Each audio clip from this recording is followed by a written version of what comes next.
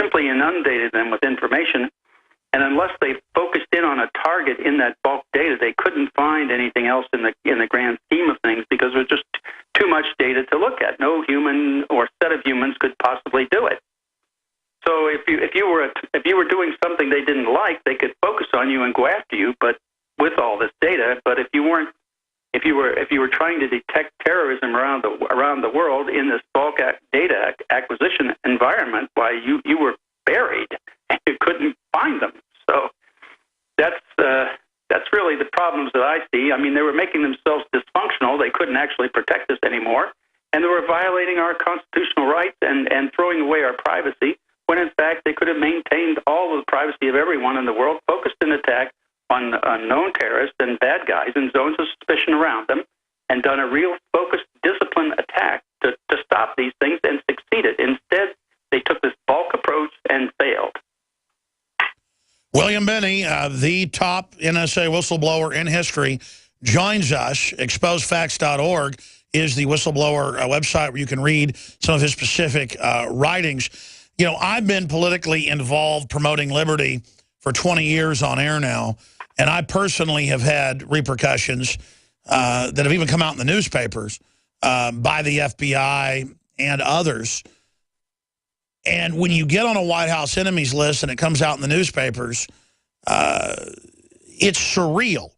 And I personally have covered secret government conferences like Bilderberg, and then had them call my wife. No number comes up on the phone, and, you know, say, I hope your dad dies, when he's in the hospital and is just gone. I mean, they're obviously listening to the phone. I have experienced this, so I understand how draconian it is. I know it's come out that some of the NSA whistleblowers have been harassed, have had repercussions. It's come out in the news that NSA people are using it to harass their ex-wives, ex-husbands. Police are using databases to harass people. In New York, over the white flags last week, they now admit they're pulling everyone's cell phone data, basically in the city, to track who was where. I mean, this is ubiquitous now that it's being used for political control. And then we learn from Seattle, Washington, to Chicago, Illinois, to Austin, Texas, there's been a covert 15-year program that we first broke, discovering the federal purchase orders and grants, to put microphones up, listening to people on street corners. It's just the sky's the limit now of this Orwellian system. Have you ever, Mr. Binney, or do you know of others that have been targeted and harassed using the NSA systems? Well, I know I have, because I've been in the sworn affidavit they signed against us, the group of NSA whistleblowers. They claimed that they had a recording of a phone call that I told them about, which I know I didn't tell them about. So that was basically they were exposing the warrantless wiretap they had on us. So they were doing that to us, and they were doing it to all kinds of people. Thomas Tam, who was the DOJ attorney preparing warrant requests for the FISA court, detected some of this warrantless wiretapping back in 2003, 2004, and he was one of the sources for the New York Times exposure of the warrantless wiretapping program, and so he recognized that they were violating the constitutional rights of everybody and violating the law. In fact, he on Frontline in a recent broadcast said that this was a federal felony that they were committing, and there was a time there back at that period of time when they thought maybe the Attorney General would be indicted. That was Ashcroft at the time. So they've known that this is the kind of tactics and techniques they've been using all along, and in the process, what they do is they fabricate evidence. They go around and do a parallel construction to get, like, using normal policing techniques to try to find the data. They already know where it is, so it makes it pretty easy, you know. And so then they go get it through normal policing techniques, and then substitute that for the NSA collection as the basis for arresting people to submit that data in court, which means they're perjuring themselves in court every time they do that.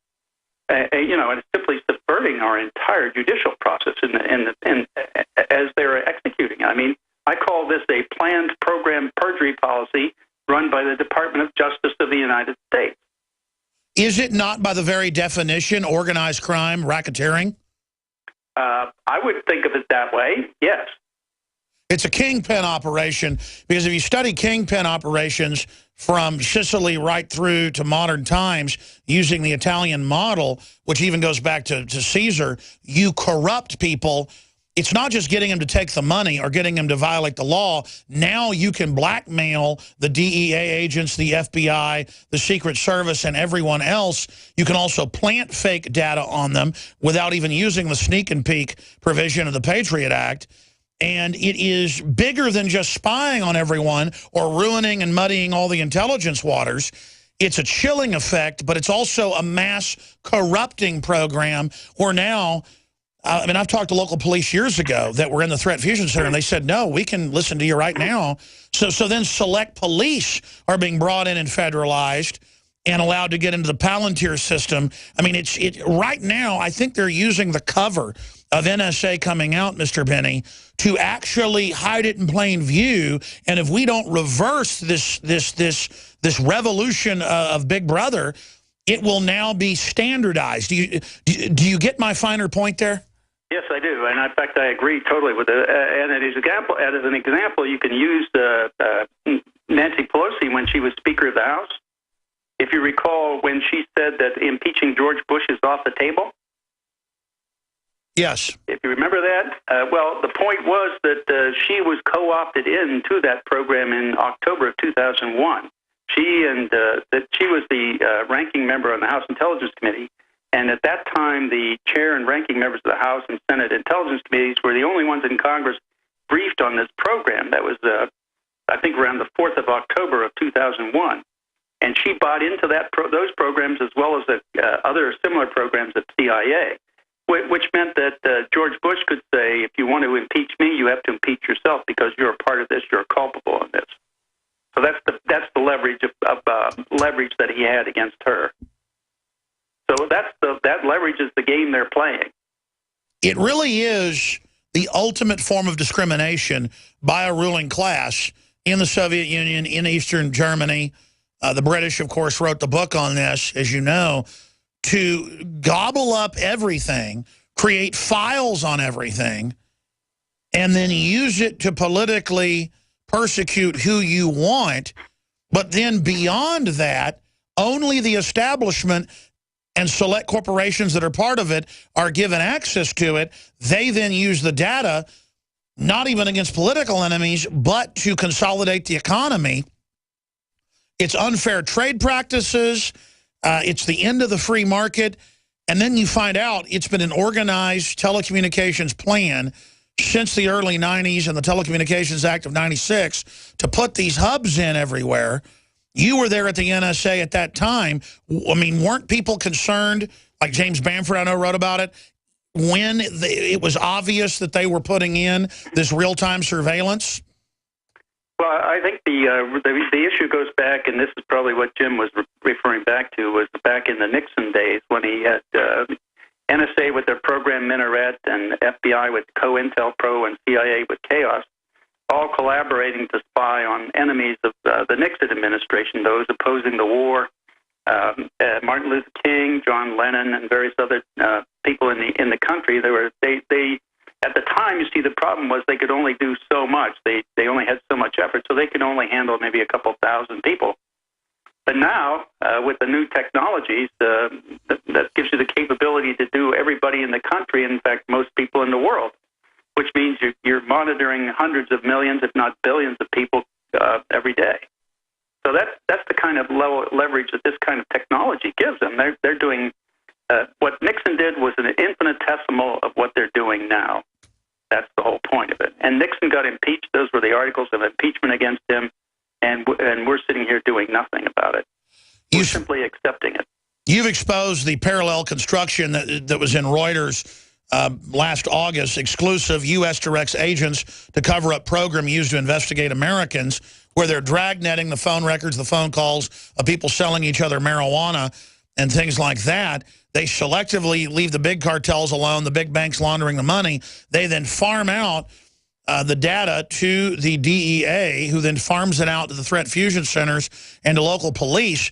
What this is really doing, larger than just parallel construction, and the fraud of the judicial system is it's the federalization of the police, because they're only given access to the select data trails that the feds want them to go after, hence setting up a system of selective enforcement. That's correct.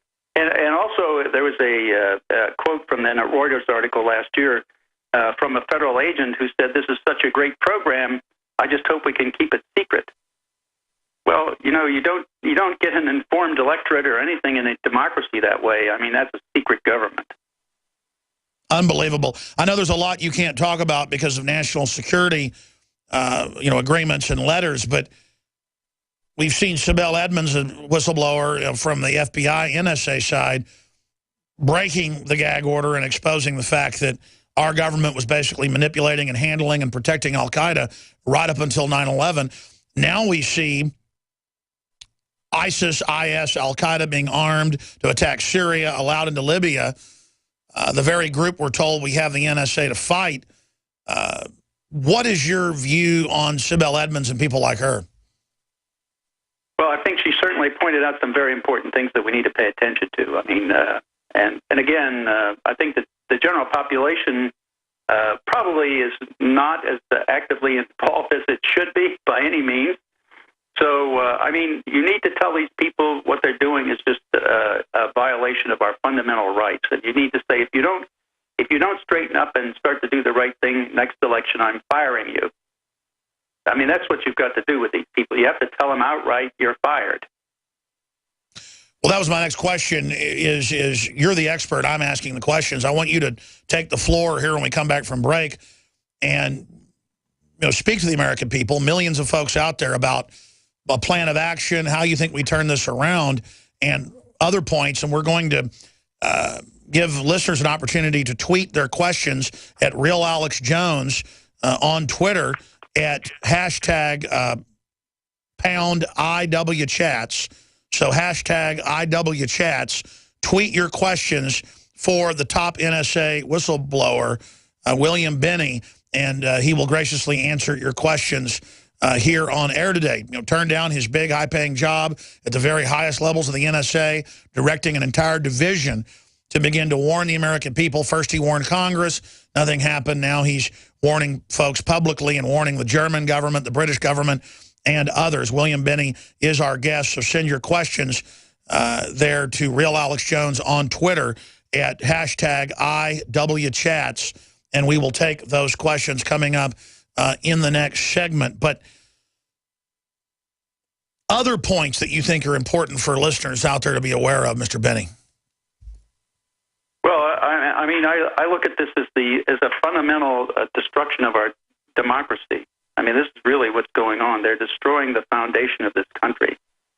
And in the process, they're doing it around the world. I mean, it's not just limited here. What they do is they use this data around the world for law enforcement, and they use it to leverage people. I mean, that's one of the things that I tried to warn people about all around, is that this kind of gathering of information exposes everybody to forms of pressure or coercion.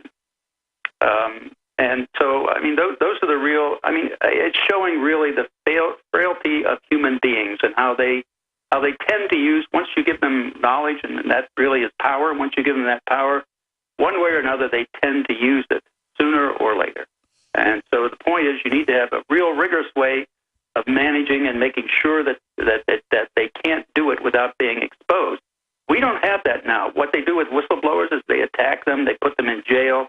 They do all kinds of things, discredit them and everything. They use the KGB tactics of saying they're mentally impaired, or they're disgruntled employees, or we need to put them away, or something like that. So you can't believe the narrative you're getting out of the administration or the White House without challenge. And if you don't challenge it, and you're just swallowing the line that they're feeding you. Well, there's also that paradox historically where by 1939 people knew Hitler was bad, but what do? He's in charge. It's the same thing with this bureaucracy and these corporate interests that are heavily hooked into the NSA and other agencies. They're just operating criminally out in the open now. They're not getting in trouble. And every time we say, hey, get back under control, they say, hey, let us spy on you or terrorists will attack you. Meanwhile, the border's wide open. and the government's funding ISIS, it just doesn't hold water. So what's the next step? We'll talk to William Binney straight ahead. We're on the march.